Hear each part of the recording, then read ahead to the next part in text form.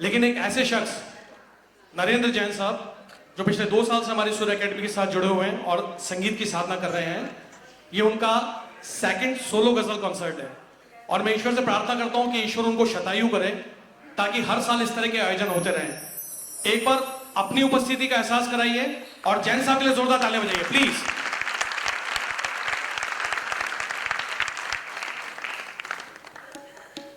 और दोस्तों, किसी भी संगीत के कार्यक्रम की या जो भी हम शुभ कार्य करते हैं, हम माँ सरस्वती को और गणेश जी को जरूर याद करते हैं। हमारे बीच कुछ अतिथिगण मौजूद हैं जिनसे मैं गुजारिश करूंगा कि वो मंच पर आए। मैं बड़े आदर के साथ बुलाना चाहूंगा DS भंडारी साहब को, प्लीज दीप प्रज्वलन के लिए आइए। डॉक्टर साहब, राजीव भट्ट साहब, रजनीश सेठी साहब, कैप्टन अरोड़ा जी और सुधांशु जी, प्लीज आप मंच पर आए और तालियां बजती रहें जोरदार प्लीज।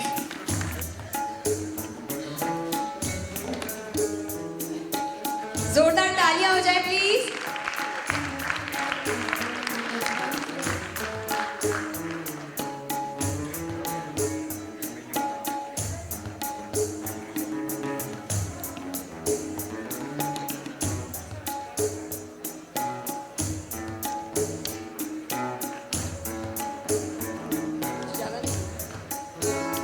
हेलो। गुरु और शिष्य की जोड़ी साथ रहे तो 4 चांद लग जाते।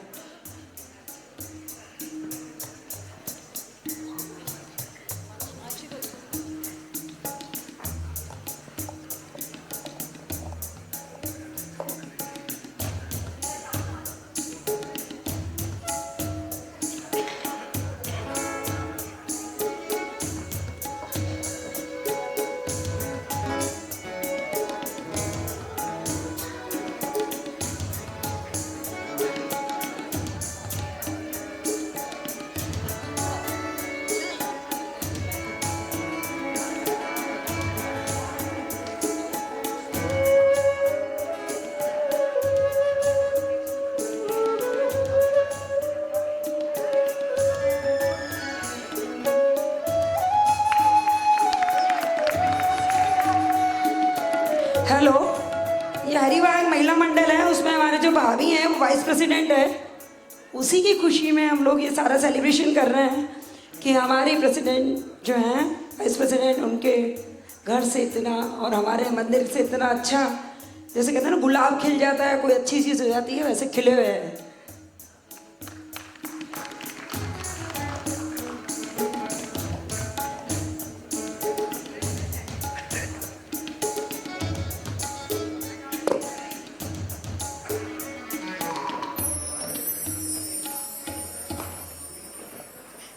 Thank you. तो चलिए आज शाम की शुरुआत करते हैं। आज जो हमारे गज़ल सिंगर हैं नरेंद्र जैन जी, ये आज आपके सामने कुछ बहुत ही बेहतरीन, बहुत जानी हुई गज़लें पेश करेंगी जो आप लोगों ने ज़रूर सुनी हुई होंगी। लेकिन आज के बाद वो सारी गज़लें नरेंद्र जी के अंदाज में आपके दिलों में बस कर जाएंगी। तो चलिए आज शाम की शुरुआत करते हैं, लेंगे हरि का नाम।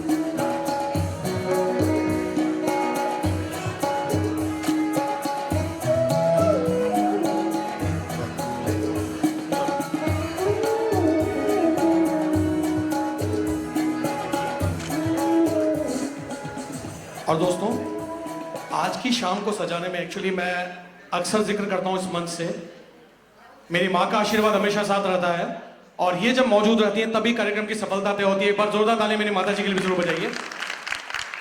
और अब मंच के विधिवत संचालन के लिए मैं दीपक शर्मा जी को इनवाइट कर रहा हूं। एक बार जोरदार तालियां दीपक जी के लिए प्लीज। Thank you. ख़वातीनो हज़रात, आज की इस खूबसूरत महफिल में आप सभी का इस्तकबाल, आदाब। इससे पहले कि हम गज़ल की इस शाम का आगाज़ करें, मैं एक मुख्तसर सा तारुफ उस अजीम शख्सियत का कराने का जोखिम उठा रहा हूँ जो थोड़ी देर में अपनी आवाज़ के जादू से इस स्टेज की रौनक को दोबाला करेंगे। लेकिन उनके कौन से पहलू को तरजीह दूँ समझ नहीं आता। सीधे सीधे बात शुरू करता हूँ। एक मुलाकात अपने नरेंद्र से। कहते हैं कौन सी बात कैसे कही जाती है, अगर ये सलीका हो तो सारी बात सुनी जाती है। न जाने कौन सी दौलत है कुछ लोगों के लफ्जों में, बात करते हैं तो दिल खरीद लेते हैं। नज़दीकी लोग जिन्हें बाबा कहकर बुलाते हैं, मैं उन्हें भाई साहब कहता हूँ। देहरादून और जयपुर में पढ़ाई करने के बाद उन्होंने टीटी, वॉलीबॉल, फुटबॉल और बास्केटबॉल में ज़िला स्तर पर प्रतिनिधित्व किया और राजस्थान कॉलेज से ग्रेजुएशन पास करी। जानते हैं हजरात कि सिर्फ 17 साल की उम्र में आपने क्या कारनामा दिखाया। सोलो पेंटिंग और स्कल्पचर एग्जीबिशन कर डाली और उसी के अगले साल उनका कमाल देखिए कि all India university painting competition के जज मनोनीत हो गए 18 की उम्र में। एग्जीबिशन का सिलसिला खैर 1979 तक चला और मजे की बात यह है कि आपने फाइन आर्ट्स में कोई विधिवत डिप्लोमा या डिग्री हासिल नहीं करी थी। इसी बीच फौज में जाने का मन हो गया तो एसएसबी का इम्तिहान पास कर डाला।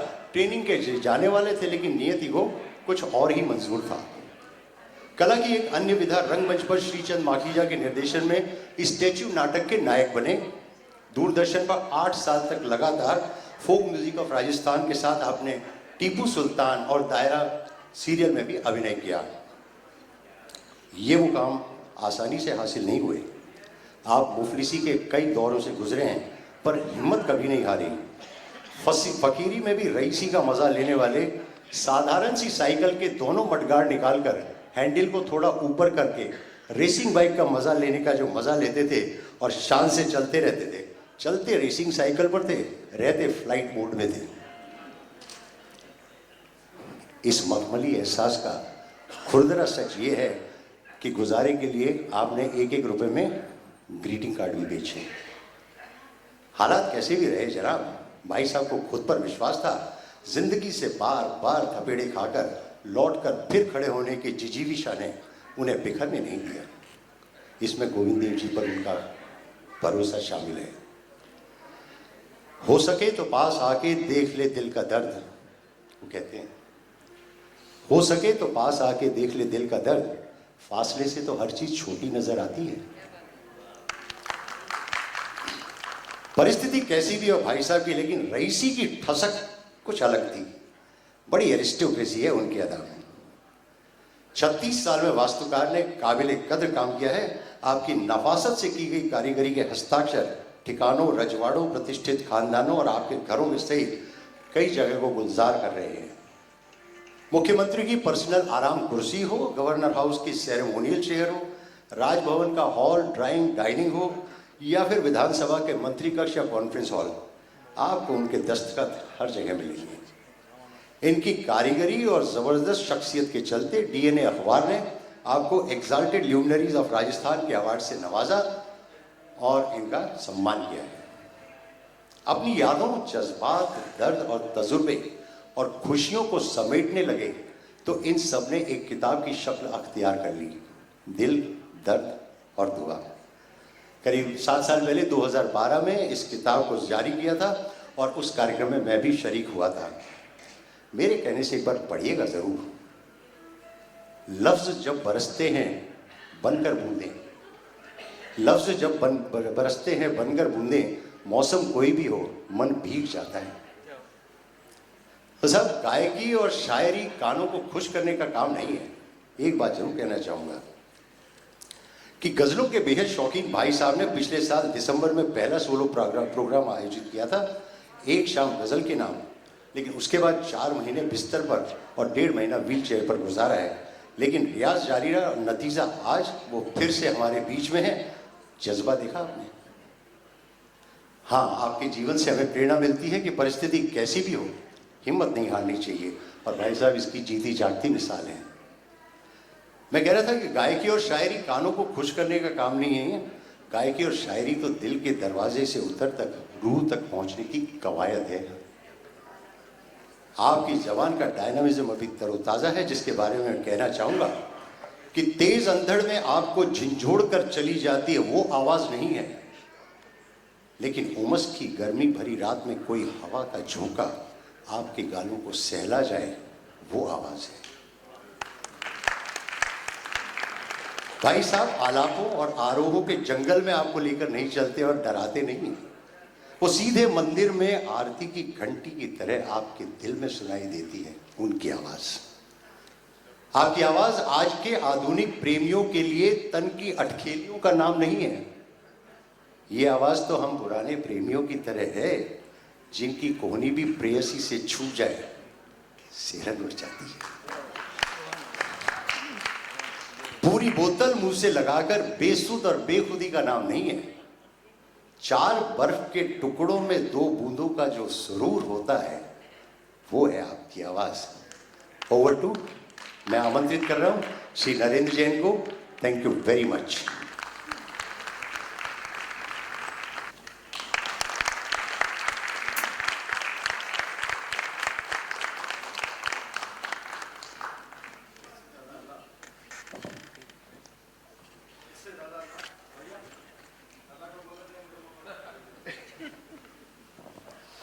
हेलो।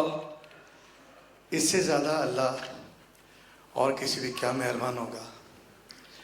इतने लोगों का इस्तकबाल स्वीकार करने का मुझे अवसर मिल रहा है। अगला कदम मैं चाहूँगा बढ़ाने से पहले श्री आमोद चतुर्वेदी साहब को स्टेज पर बुलाऊँ, जो मेरे गुरु हैं। आमोद सर।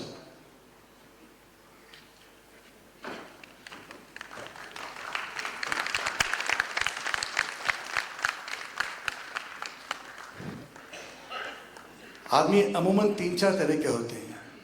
एक वो जो कहता है ये तेरा सपना है, छोड़ यार। एक वो होता है जो कहता है आपसे यार सपना तो बहुत दमदार है, कर लेगा क्या इसको पूरा।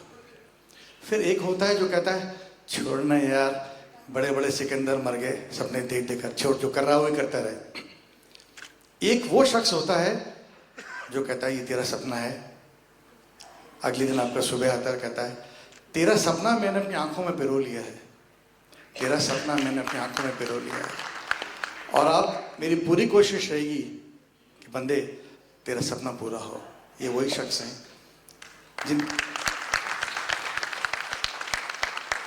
जिनके सामने मैं 1 महीने की प्रैक्टिस के बाद रो दिया था, लिटरली रो दिया था, बीमार भी बहुत था। मैं कहा सर मेरे बस का नहीं है। तो इन्होंने, और तबले पे जो राजेंद्र सर हैं, इन्होंने कहा कि एक बार मुझे आपका सपना देखने तो दीजिए, मुझे अपने आंखों में डाल के अपने सपने से उसे मिलाने तो दीजिए, क्यों ना मुकम्मल होगा। He is one man, Shri Amod Chaturvedi, Sur Sanstha के मालिक। I want everyone to please give him a big round of applause. मैं चाहूँगा कि मेरी धर्मपत्नी जी तशरीफ लाएं स्टेज पे। मिसेस शर्मिला जैन, आइए। उसको कहाँ ला रही हो यार, तुम पत्नी हो। गुड्डू को ला रही है साथ में। गुड्डू तो मैं ले आया 30 साल पहले।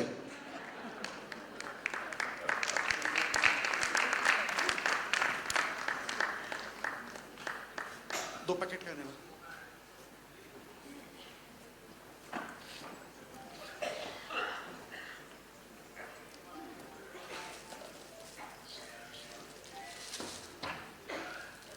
छोटा सा स्मृति चिन्ह मैं चाहूंगा मेरी पत्नी इन्हें दें, आमोद सर को। दूसरा दे फटाफट।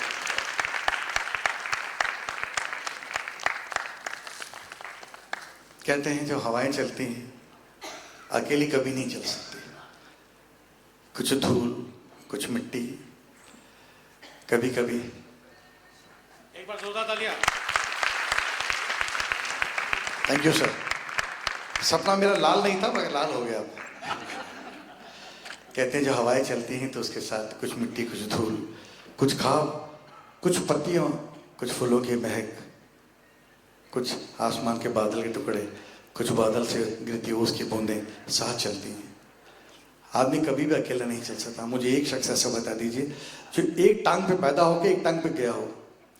सृष्टि की रचना का करिश्मा यही है, कोई भी शख्स आज तक अकेला कहीं नहीं गया, उसके साथ कोई ना कोई साथ रहा है। एक और साथी है जिनका हम चाहेंगे अभिनंदन करना, श्री राजेंद्र शर्मा।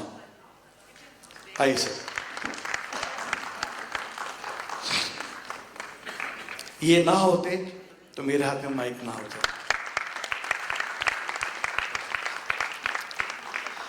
मैं आगे की कार्रवाई करने के लिए आमोद चतुर्वेदी साहब से कहूंगा, आप जो कहना चाहें please. And thank you once again sir.